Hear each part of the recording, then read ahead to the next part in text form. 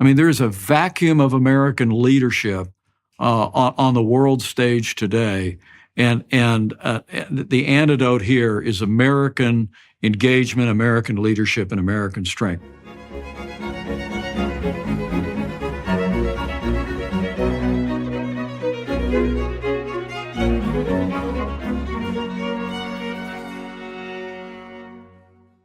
Hello, everyone watching and listening. Today, I'm speaking with former Vice President and now 2024 presidential candidate Mike Pence. We discuss U.S. government overreach in economic matters when it should be playing referee, the indoctrination of our youngest citizens, how parents are being purposefully alienated from their children via ideological capture, the realistic way forward on the Russia-Ukraine front, the loss of international respect due to our current administration, and how we might finally stabilize a nation wrought with cultural warfare. It's very good to have you on this podcast, Mr. Vice President. It's quite the honor, as a matter of fact. I guess that's actually my first question. You know, this having presidential candidates sit down and do long-form podcasts like this it's new. Like it's 1 year new, really. So what made you decide to take the risk, let's say, or grab the advantage or the opportunity to do a podcast with me? Well, Jordan, just thanks for having me on. I've been an admirer of yours for a number of years. Was turned on to your work by my kids, a few of whom you met out on the road and on the trail, and so it's a joy to be with you. Look, the decision to run for the highest office in the land is one that no American would ever take lightly. And my family and I have given great thought, great prayer, and deliberation to this question over the last 2 years. And frankly, ultimately, it comes down to two things. Number one, it's the privileges that we've had to serve, the experiences that we've developed. I was not only vice president serving America at home and abroad, but I was also a governor of a successful state in Indiana where we cut taxes and expanded educational choice. And before that, for 12 years, I was a leader of House conservatives in the Congress of the United States. And the sum total of that 20 years of experience gives us the confidence that if we were given the privilege of serving as president of the United States, that we'd be prepared. We'd be prepared to bring this country back, which leads me to the second reason why we decided to run. And that was, I think this country's in a lot of trouble. I mean, as I've traveled around the country over the last 2 years, it's clear to me that Joe Biden and the radical left have weakened America at home and abroad. And we need new leadership I believe in the Republican Party and in the White House that'll set this country back on a path of a strong national defense, of limited government, of a commitment to freedom and to traditional values. And it's in response to that. It's in the belief on which I was raised. I don't know if it made it in 12 rules, but it's an old rule in my life that to whom much is given, much will be required. And my family and I have been given much. We've been given incredible privileges and opportunities to lead. And when we look at the challenges facing our country today, we just felt we had a duty to step forward. We do so with great enthusiasm, and we've been very humbled at the outpouring of support that we've received. MikePence2024.com and what we've heard out on the road already since we announced a little earlier this week in the great state of Iowa. So we've met twice before. We met in Washington. I met you and your wife, and then we talked for about an hour and a half at one point, about a year ago, I believe. We did. And I walked away from that thinking, if Mike Pence was president, we might see a return to something like blessed normality. And that's a compliment, because I think the times when politics gets radically interesting, something has gone dreadfully wrong. Like, I'd rather see something approximating a sane and normative administration than a continual, exciting, like even hyper-charismatic battle. I think that's a sign of bad times. And so let me delve into that a little bit. You just outlined your qualifications. Well, I'm very humbled by those experience. words. And, it actually makes me think of another time, maybe a century ago. And I'm not someone that looks backwards or wants to turn the clock back. We could stop that conversation with anyone else now. But, there was a season after World War I where a Republican ticket stepped forward. Literally, their message was a return to normalcy. And I get a sense that the American people would like to get back to the policies that were advanced under a president I deeply admire, which was President Calvin Coolidge.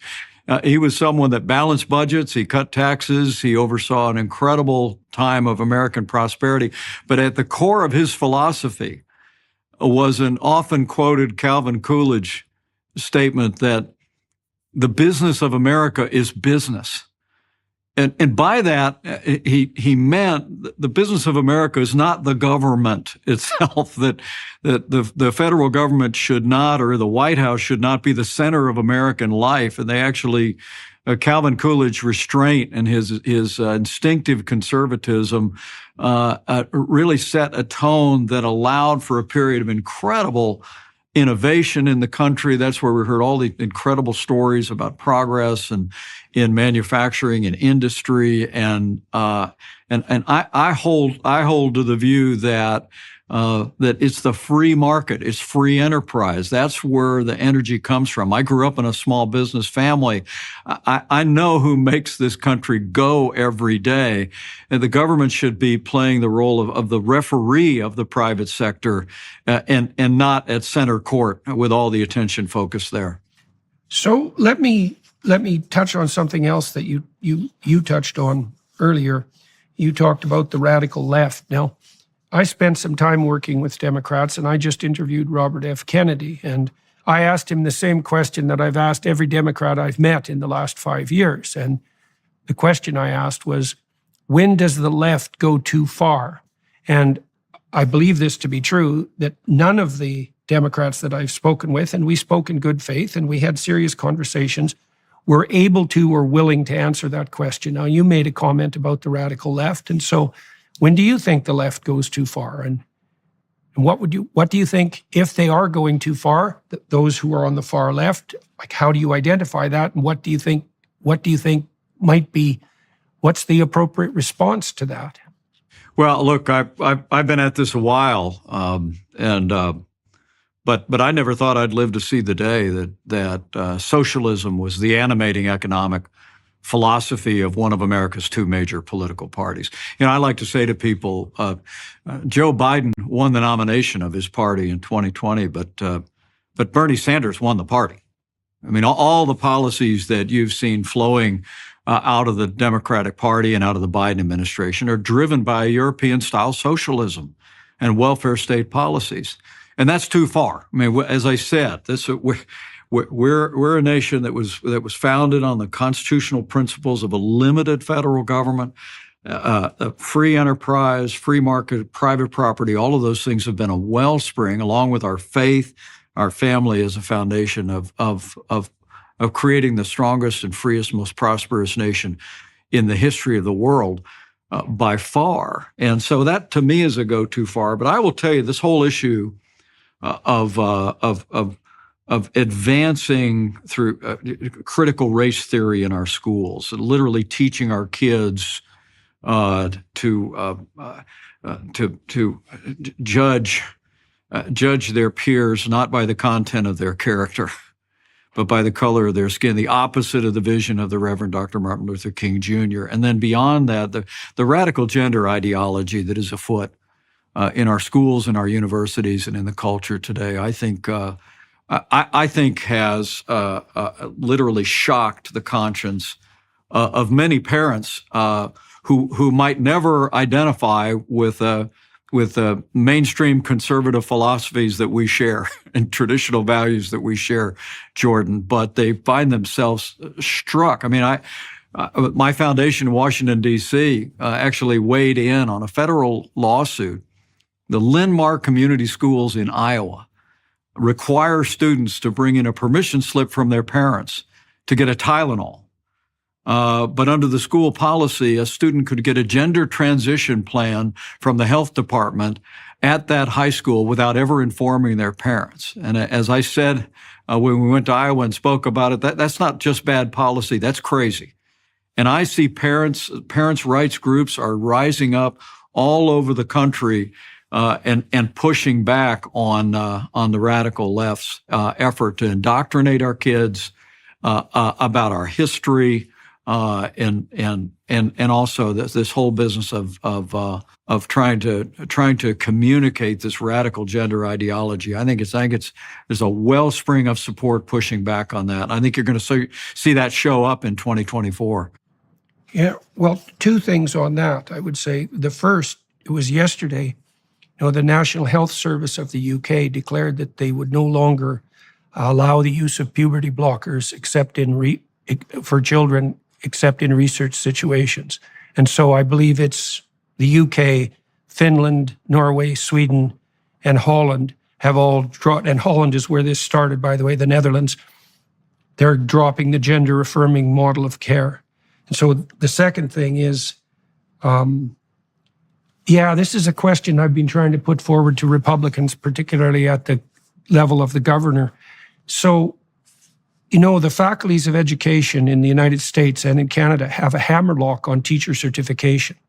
And public education eats up about 50% of the state budgets. Now, I know this isn't a federal issue precisely, but I can't understand for the life of me why Republicans haven't noticed that by allowing the department or the faculties of education, which are among the most corrupt institutions in higher education, by allowing them to maintain their hammerlock on teacher certification, which they've done nothing to deserve, they're essentially handing over half the state budgets to the worst students at the universities, who are the most ideologically addled, who have direct contact with children. So, from a strategic perspective, this seems to me to be a very bad idea. And it's hard to push back against a system of ideas like the woke congregation of ideas without also stepping into censorial territory, which is the threat, I suppose, to some degree with regard to what's happening in Florida.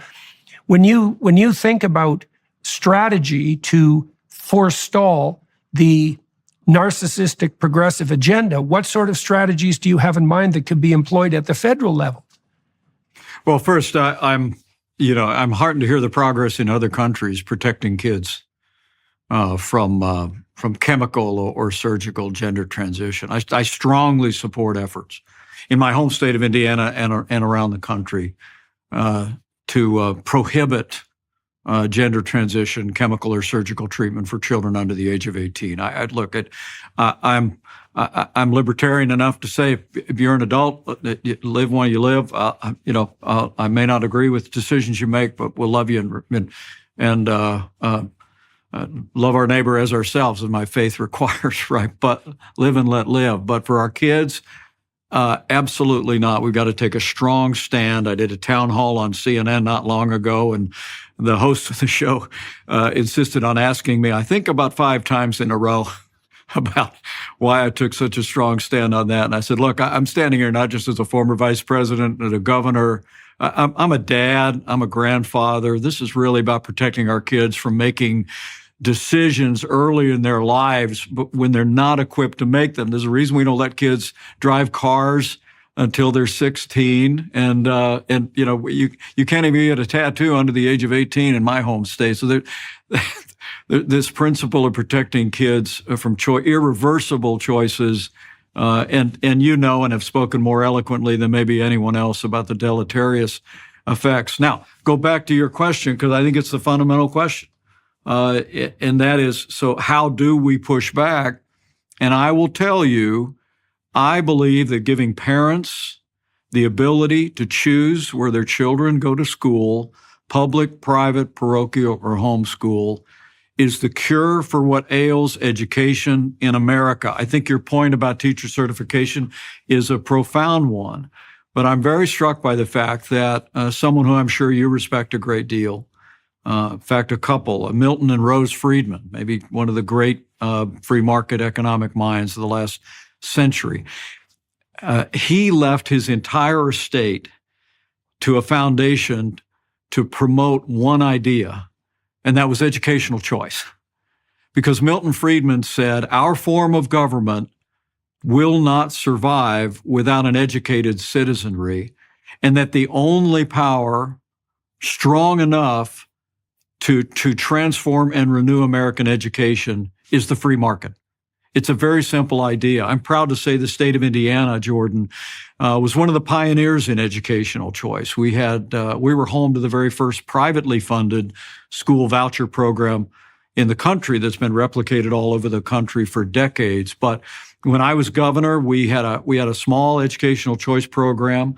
I doubled it. I made it the largest in the country. But we just, and I don't know if the viewers and listeners of your podcast know this, but we really turned a corner very recently in this debate when the state of Arizona, under Governor Doug Ducey, in the last year in office, passed the first ever universal school choice program in the country.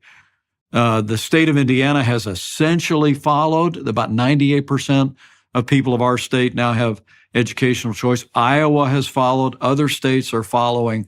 And I would submit to you that whether we're talking about the radical left's agenda in our schools, whether it's critical race theory, woke politics, or some of the profound issues in higher education that you're speaking about, you give parents the ability to choose where their kids go to school, to be able to take their business down the street and find a school that it gives them a more classical education. My school teacher wife would tell you that teaches phonics to kids. Learn how to read. So parents will go shopping. They will. I believe wherever people are on that ladder of success in America, everybody loves their kids. Everybody loves their grandkids, and you give them the power to choose where their kids go to school, and we'll turn education around in America faster than you could imagine. Do you ever read the fine print that appears when you start browsing in incognito mode? It says that your activity might still be visible to your employer, your school, or your internet service provider. How can they even call it incognito? To really stop people from seeing the sites you visit, you need to do what we do and use ExpressVPN. Think about all the times you've used Wi-Fi at a coffee shop or a hotel. Without ExpressVPN, every site you visit could be logged by the admin of that network, and that's still true even when you're in incognito mode.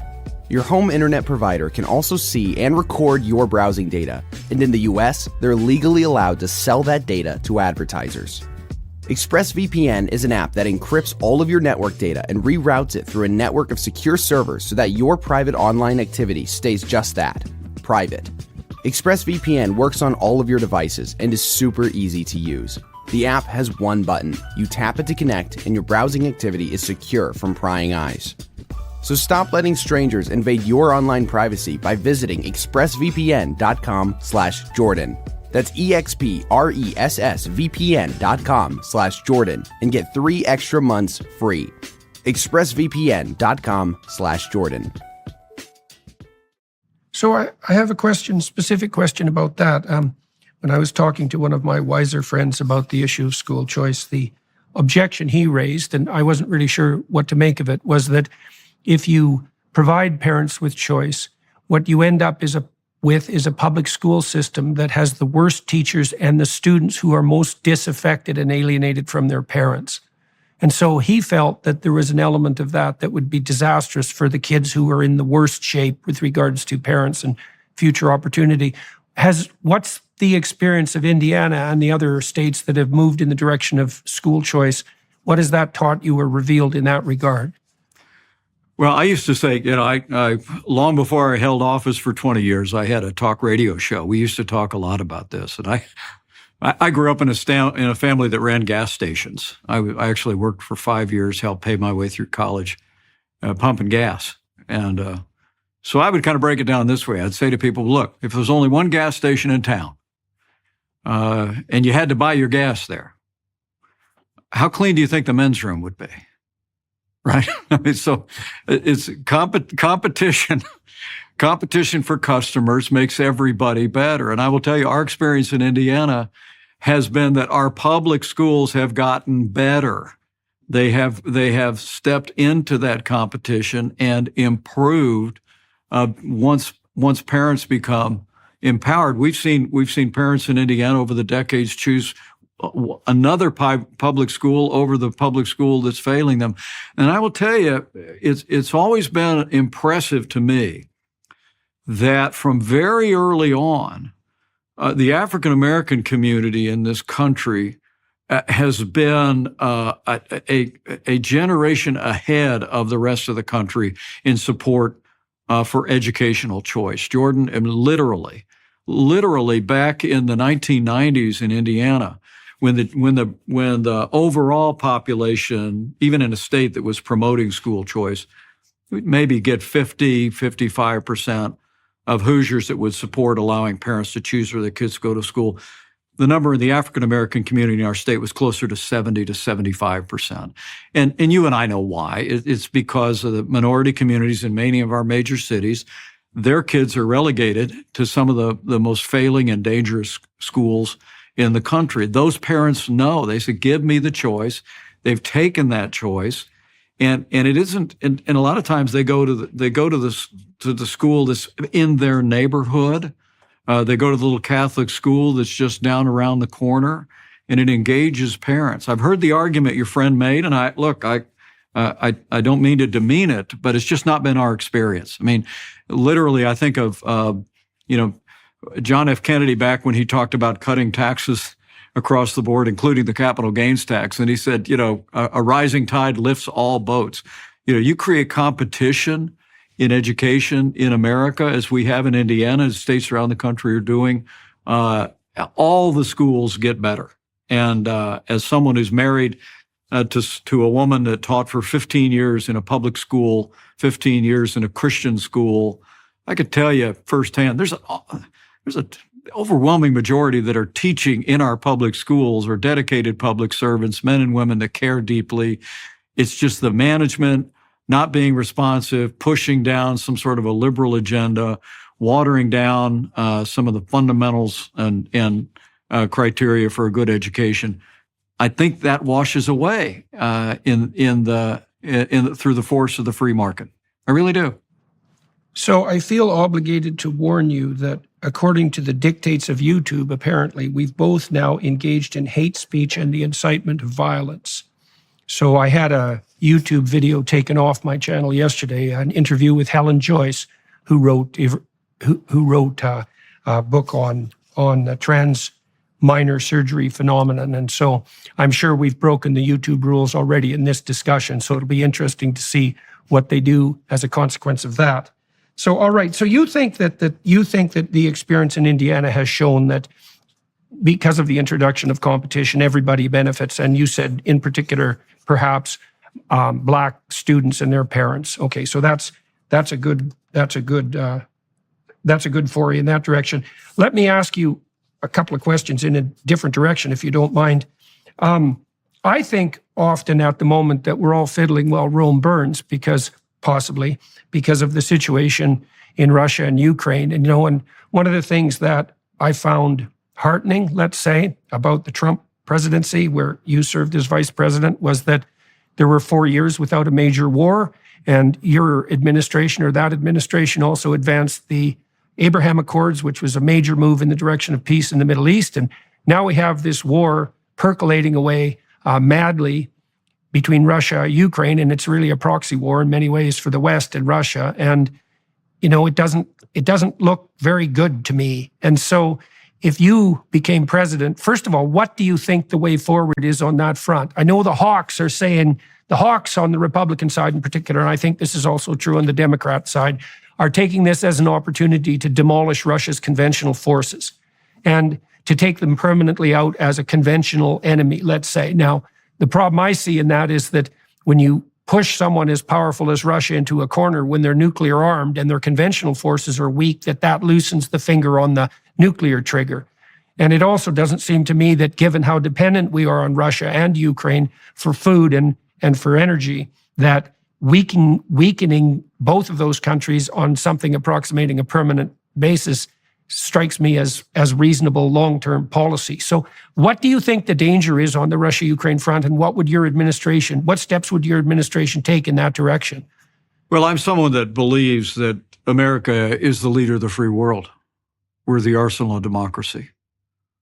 In 1985, Ronald Reagan, in a State of the Union address, articulated what came to be known as the Reagan Doctrine, which essentially said, it'll be the policy of the United States that if you're willing to fight the communists in your country, we'll give you the means to fight them there so we don't have to fight them here.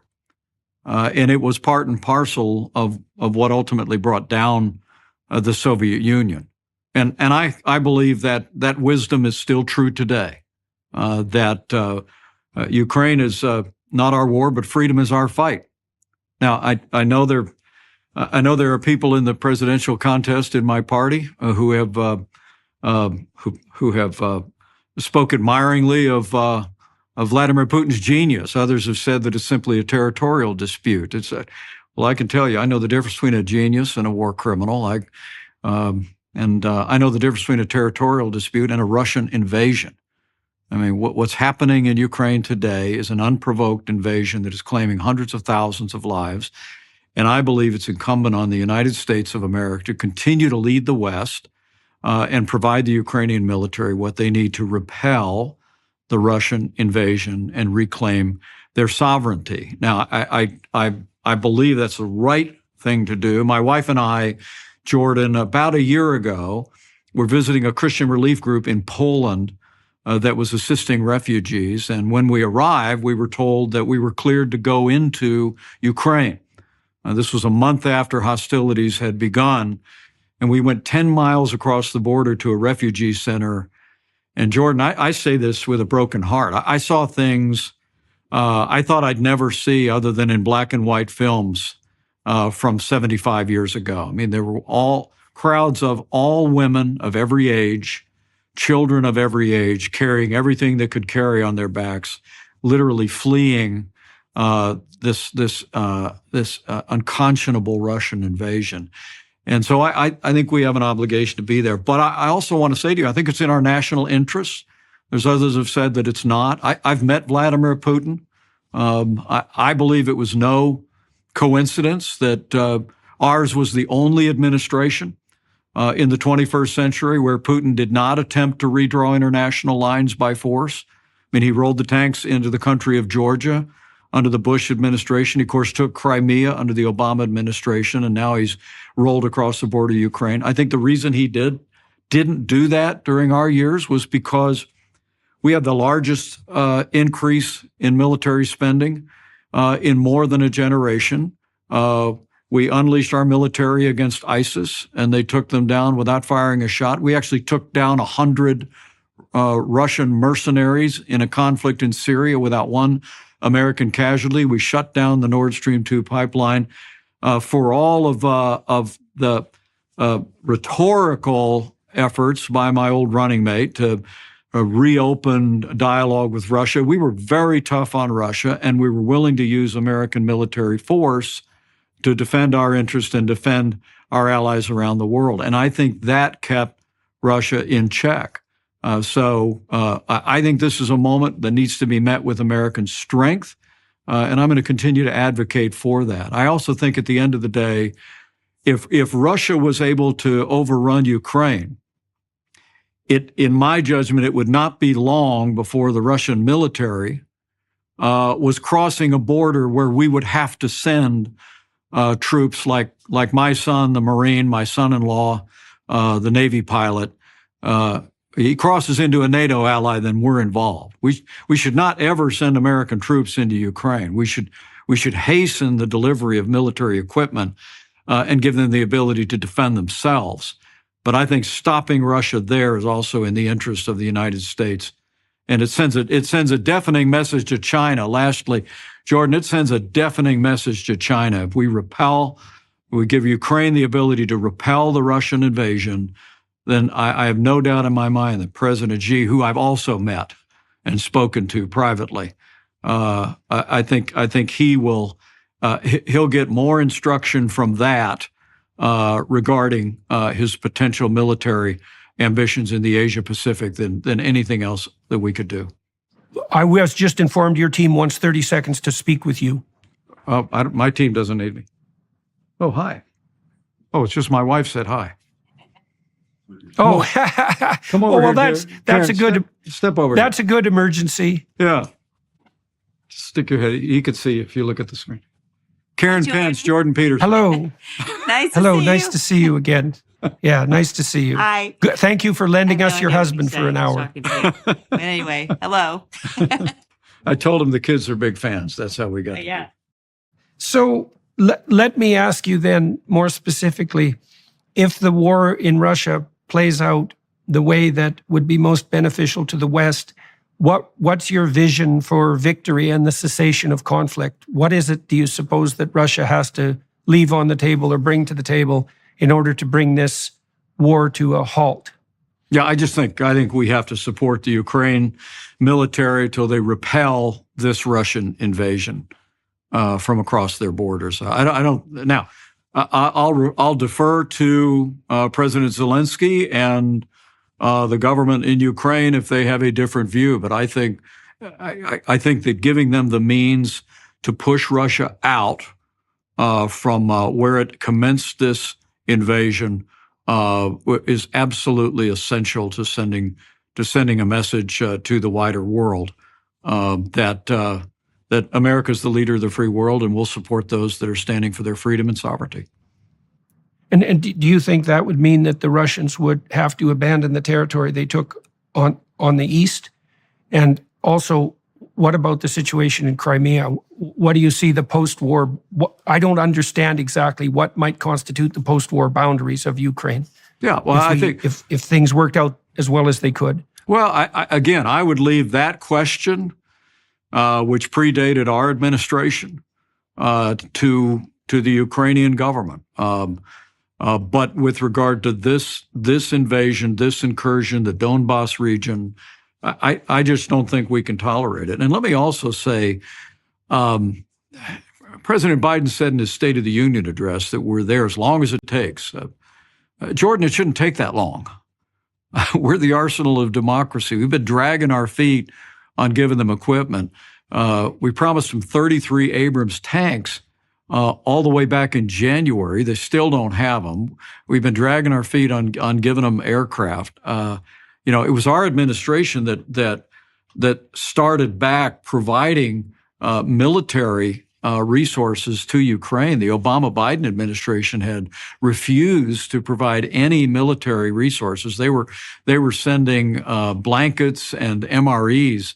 We came in, we provided them Javelin missiles, we provided them resources that they were able to use in this fight over the 4 years of our administration. And the Biden administration immediately ended that when they came in, but at the initiation of hostilities started to catch up. But I want to be clear, all of your viewers and listeners, Joe Biden has been slow on the uptake. And I think that, frankly, the disastrous withdrawal in Afghanistan created the conditions that embolden the enemies of freedom. Now, Vladimir Putin's the one that's responsible for this unconscionable invasion, but I have no doubt in my mind that disastrous withdrawal in Afghanistan emboldened him to move, and I honestly believe that it's been the failed policies of the Biden administration that are contributing to not only war in Eastern Europe, Chinese provocations, but for heaven's sakes, Jordan, after we achieved the first peace accord in nearly 30 years in the Middle East, the Biden administration did nothing to build on the Abraham Accords, has sent ambiguous signals to Israel about our support, and then stood idly by while China negotiated a treaty between Iran and Saudi Arabia.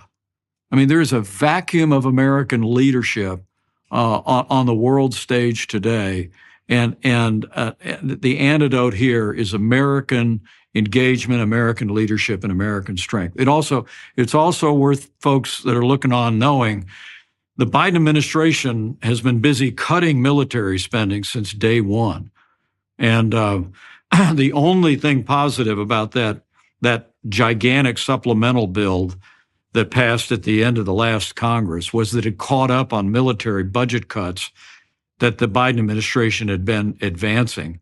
But with this new debt ceiling deal, people deserve to know that after you net out inflation, it's got a 1% cut in military spending. China's floating a new battleship every month and has doubled its military budget in the last 15 years.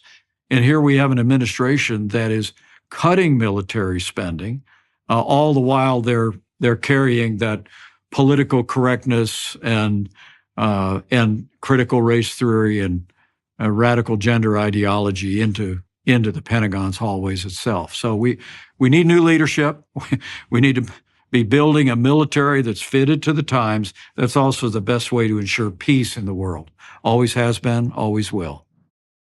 I like knowing exactly where my meat comes from. And with Moink, I know it's coming from small family farms all across the country. Moink delivers grass-fed and grass-finished beef and lamb, pastured pork and chicken, and sustainable wild-caught Alaskan salmon straight to your door. Moink lets you choose the meat delivered in every box. Select an existing box or create your own. Set your delivery cadence and enjoy delicious meat. You can cancel anytime, but you won't want to. If you're not sure where to start, check out their standard box. It comes with a little bit of everything: chicken, ribeye, burgers, and steak. Moink is all about supporting the family farm. Think about it this way: 2% of Americans are farmers, but 100% of Americans eat. We need to show our support for the families that keep us well fed. After receiving my first Moink box, I was floored. The salmon and chicken are both fantastic, and the steak might be the best I've ever had, and keep in mind, I cooked it myself. With a freezer full of Moink products, I can without a doubt say it is a fantastic deal on a ton of delicious and well-produced products. You won't be disappointed, and you can rest assured all of Moink's meat comes from wholesome American farmers. So keep American farming going strong by signing up at moinkbox.com/JBP right now, and Dr. Peterson's listeners can get free bacon in your first box. And let me say, it's the best bacon you'll ever taste. I re-upped my subscription because I ran out too fast. MOINK box.com/JBP. That's moinkbox.com/JBP. So your sense is that the best strategy for dealing with Russia, and also tell me if I've got this right, and also simultaneously China, is to bolster the American military to ensure that Russia, the sufficient aid is provided to Ukraine to stop Russia in its tracks, that sends the proper message to China, that would require further support for the American military, and that's the best way to stop Russian adventurism. What do you think of arguments that Russia had felt threatened as a consequence of NATO incursion into Ukraine, and that a fair part of this conflict emerged because the Russians felt that they were being encroached upon by the expansion of the NATO alliance and the potential inclusion of Ukraine into that domain? I mean, and it's also the case that Putin certainly has appealed to his people on that front.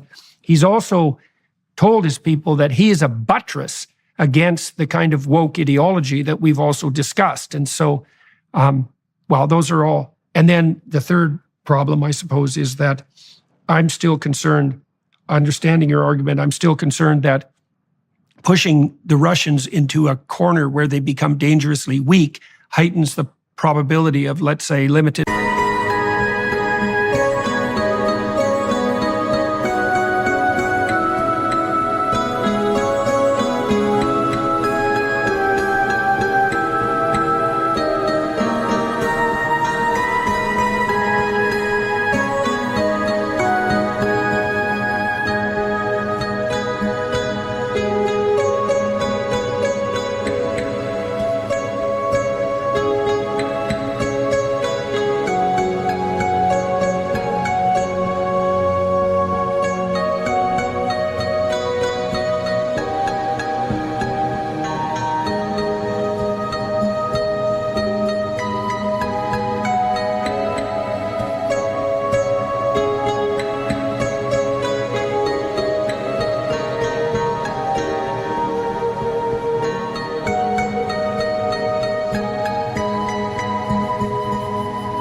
exchange of nuclear weapons on the battlefield. So you said we frighten China, we keep Russia at bay.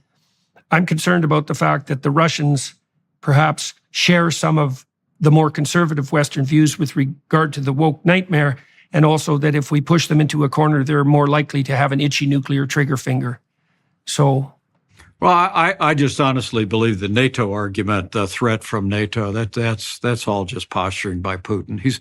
You carefully examine his public statements for years, Jordan. He's been very clear that his ambition is to reestablish what was the old Soviet sphere of influence in Eastern Europe. And so look, NATO has been a peaceful alliance of the West, forged as it was in the aftermath of World War II, and I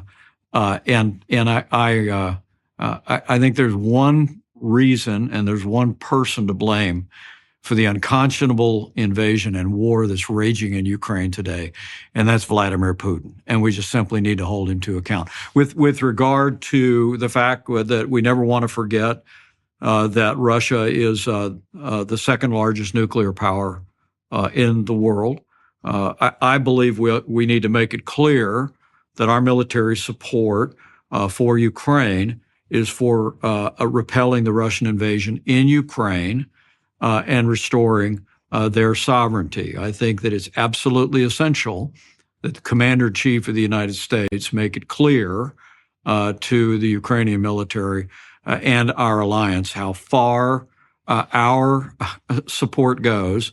And I think that making it clear that this is about reestablishing what's been claimed and not intruding upon or attempting to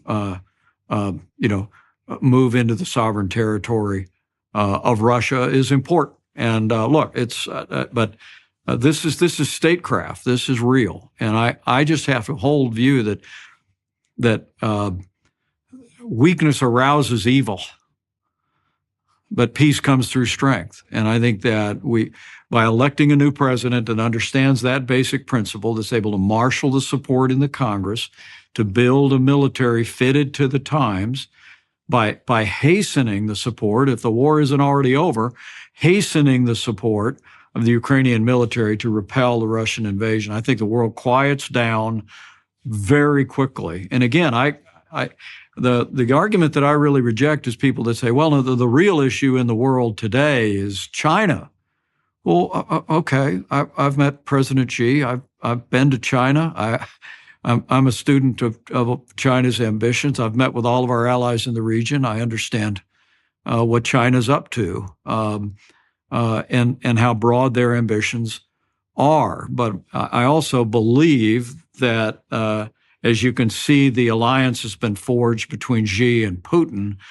That Xi is looking very carefully at how the West responds to Russia's attempt to redraw international lines by force. And while it's continued its provocations even over the last 2 weeks with Navy ships at sea in the Taiwan Straits and in the air, sending a message to them that the free world will not tolerate redrawing international lines by military force, will contribute greatly to tamping down China's ambitions in the Asia Pacific. Two questions then. Do you think that Putin respects Biden as a negotiating partner? And do you think that Putin would respect you as a negotiating partner, and maybe why to both of those questions? Well, it would be hard for me to believe that Putin or any leader around the world, I think they respect the United States of America, but I don't know that they respect the president of the United States today at the level that they should. And it just comes from a series of steps by this administration. To unilaterally reopen Nord Stream 2 to Russia. It was a policy of appeasement to reverse one of the policies we'd put into effect. Made no sense at all. To attempt to get back into the Iran nuclear deal, literally hat in hand, begging the mullahs in Iran to come back to the table and renegotiate until it finally fell apart was just absurd. And of course, the fact that we had negotiated an agreement in Afghanistan with the Taliban that made it clear that they were required to work with the Afghan national government, never harm any military personnel, and never harbor terrorists. Those were the three preconditions. Or we made it clear to them that we would hit them harder than they'd ever been hit before. 18 months went by in our administration and the early days of this one where there was not a single American casualty in Afghanistan. The Taliban knew we meant business. But in this administration, when we began an orderly withdrawal, which for some incomprehensible reason got delayed into well after the fighting season. And if you recall, President Biden, it was leaked that they were talking about making the departure on September 11th, which was incomprehensible to me that we would mark that date, a date of a dark day in American history, the source of which was launched from Afghanistan for the withdrawal. In any event, that he moved the date of withdrawal, he delayed it, he gave the Taliban the opportunity to reconstitute. But the initial failing was when the Taliban began to move their military in the north into Mazar al-Sharif, and we did nothing. I think that set into motion not only the disaster that claimed the lives of 13 American servicemen and women, courageous servicemen and women who were standing at the airport in Kabul trying to save lives, but I actually think it set the conditions for the Afghan National Army to throw their guns down, make no opposition at all. And since then, we've also confirmed and at least in one instance, taken successful action against them harboring terrorists once again in Afghanistan. But all of those conditions, I believe, may well have contributed to Putin assuming that if he rolled into Ukraine, that the same thing would happen. I mean, you remember Joe Biden actually was asked, would we get involved if there was a Russian invasion? And he actually made reference to if it was a small invasion, it would depend. And then when the invasion began, if you remember, the administration leaked to the media that they'd reached out to President Zelensky, who I know and became familiar with. They reached out and said, "We'll send a plane," like Ghani, who got on a plane and got out of Afghanistan as soon as things began to collapse. And in words that I think will echo into history, President Zelensky said, "We don't need a plane; we need ammunition." And he squared his shoulders and fought back against the Russian invasion. So all of this, when you say to me, look, I'm an American, I'm a patriotic American, I love our country. The world respects the United States of America, but do they respect our current commander-in-chief at the level that they should? I would argue they do not. Okay, so the second part of that question is, do you think Putin would respect you? But I want to modify that question slightly too, because there must be a temptation at this level of intense negotiation, I suppose a psychological temptation, also to not be strong, but to look strong, right? And you can imagine that a weak man in a position of power will fall prey to the temptation to look strong and to therefore put forward more force than is absolutely necessary in an attempt to buttress his image. And so I would like to know how it's best for leaders to protect themselves against that temptation. So if you became president, you would step into the hot seat that's being heated up in many ways simultaneously.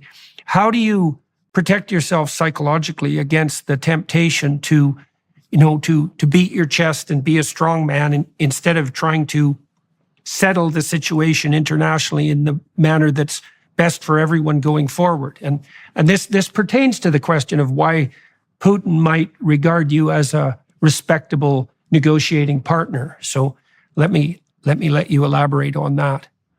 I mentioned Calvin Coolidge at the outset of our conversation. In my announcement speech last week, I quoted Calvin Coolidge, who said, "It's altogether a benefit to the country and to the office holder when the president does not consider himself to be a great man." and I can assure you, I'm never confused about that. I'm an everyday American. I'm a small town guy from Southern Indiana, raised by a combat veteran, family that lived the American dream. But you ask a very profound question, and I go back again to history. That's what all of my background was in college. I was a student of American history. Teddy Roosevelt, I think, said it well, that on the global stage, America should walk softly and carry a big stick. I've had. I'd leave it to others to judge how my leadership would be assessed, but I think I've got a reputation for standing my ground. I think people know that my yes is yes and my no is no. The way that I would maintain that, I would tell you, is for me as a Christian believer, is daily time in devotions and prayer. I'm someone that really believes in investing time in my faith to study and understand what the Bible teaches about wisdom, and I've always sought to apply that in my life. But with regard to Vladimir Putin, I can tell you I've had a conversation with him one-on-one, and it was at a international conference, and we had a brief exchange, and he wanted a private moment together. This was in the year leading up to the midterm elections in 2018, Jordan. We had to pull aside. There were a fair number of people around, and this has been written about, and I wrote about it in my book. But as he began to engage me, he had an international conference coming up with President Trump, and he asked, if I would convey a desire for nuclear nonproliferation, that we've got to begin to talk about those things. I nodded and listened, and then I looked at him and I said, standing just a couple of feet away from him, I looked at him and said, "Well, Mr. President, I have something I'd like to say to you." And he said, through Russian, through an interpreter, he said, "Go ahead." And I said, "We know what happened in 2016, and it can't happen again." And with that, he speaks perfect English. With that, he feigned that he didn't understand my statement.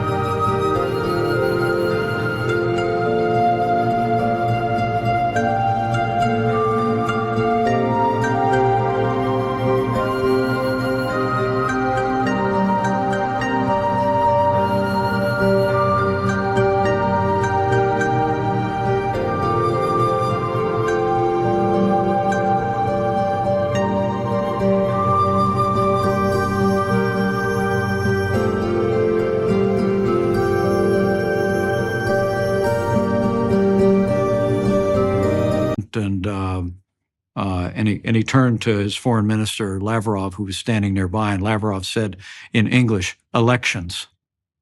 I mean, look, in the 2016 election, the Russians did not interfere on behalf of any particular candidate. They interfered across the board. It's what they do in Western countries. They sow dissension and misinformation, and we know for a fact it happened, and I'd said so publicly. But so he turned back to me after Lavrov said elections, and said through Russian, he said, "No, that wasn't us. We had nothing to do with that. That wasn't us." And I nodded and said, "Mr. President, I'm very aware of what your public position is on this. But I'm telling you, we know what happened in 2016, and it can't happen again." At that point, he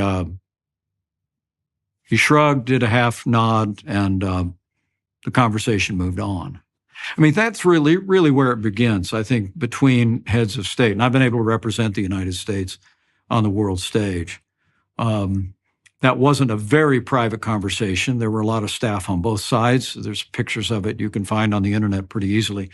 And there were reporters within earshot that wrote about that moment. But I think the most important thing between heads of state is that you have the ability to look people in the eye and tell them what your expectation is and make it clear where the consequences will be, even without saying it. And I would tell you that if I had the great privilege of being president of the United States, I'd look for friends all over the world for the United States. I'd look for opportunities for peace. But I'd always I'd have one hand extended in friendship, and the other hand resting comfortably on the holster of the arsenal of democracy, so that those who are enemies of freedom around the world, who would threaten our people or threaten our allies, would know America means business. President Trump recently issued a warning from his Mar-a-Lago home. Quote, "Our currency is crashing and will soon no longer be the world standard, which will be our greatest defeat, frankly, in 200 years. There are 3 reasons why the central banks are dumping the US dollar: inflation, deficit spending, and our insurmountable national debt. The fact is, there is one asset that has withstood famine, wars, and political and economic upheaval dating back to biblical times: gold. And you can own it in a tax-sheltered retirement account with the help of Birch Gold. That's right, Birch Gold will help you convert an existing IRA or 401k, maybe from a previous employer, into an IRA in gold. When currencies fail, gold is a safe haven. How much more time does the dollar have? Protect your savings with gold. Birch Gold has an A+ rating with the Better Business Bureau and thousands of happy customers. Text Jordan to 989898 and get your free info kit on gold. Again, text Jordan to 989898. So we have time. I know you have a hard out in an hour. We have time for one more question. And so I'm going to ask you a follow-up to something you just described. I mean, when I met you and your wife and when we talked, I did get the impression, that I walked away from that conversation thinking that for what it's worth, that you struck me as a man who could be trusted. And I already made reference to the fact that I think you could bring a certain degree of admirable normalcy to the insanity that reigns at the moment. But I would say, in reference to the great man issue, you served for a long while as the right-hand man of a man who I think does style himself, rightly or wrongly, a great man. And of course, the shadow of Trump, or the legacy of Trump, hangs over you, rightly or wrongly. Why is it that you served with Trump for so long? Why did you think that was in your best interest, his and the country's? And why do you now think that you would make a better leader than the former president? Well, first, let me say I'm humbled by your kind words. My respect for you is boundless, and I'm grateful for those words. I'll share them with my wife when we break. Well, first, look, when I got the phone call to join the national ticket, or a group of people being considered for it, I didn't expect it. I'd actually endorsed another candidate in the primary in Indiana, but Donald Trump had won the nomination. And for me, the prospect of Hillary Clinton serving as president for 8 years following the liberal and failed governance of Barack Obama for 8 years was an incredible threat to the America that I had grown up in. I thought if we put 16 years of essentially a socialist agenda in effect, driving America toward a secular European-style welfare state, my children and grandchildren would not grow up in the America that I had grown up in. And so for me, when the phone call came, I had one of 2 questions that I said I would need to have answered. Number one, we'd need to know them better. We didn't know either the president or his family at all, and everything the Pences do, we do as a family. And secondly, I said I'd want to know what the job description was, because only one person gets to write that job description every 4 years for the vice president. And so, my attitude was, if we felt there was a rapport that we could establish with them as a family, which we did almost immediately with them, But if I felt like the job description would give me the ability to help the country, first by defeating Hillary Clinton, and secondly by advancing a conservative agenda, I was anxious to do that.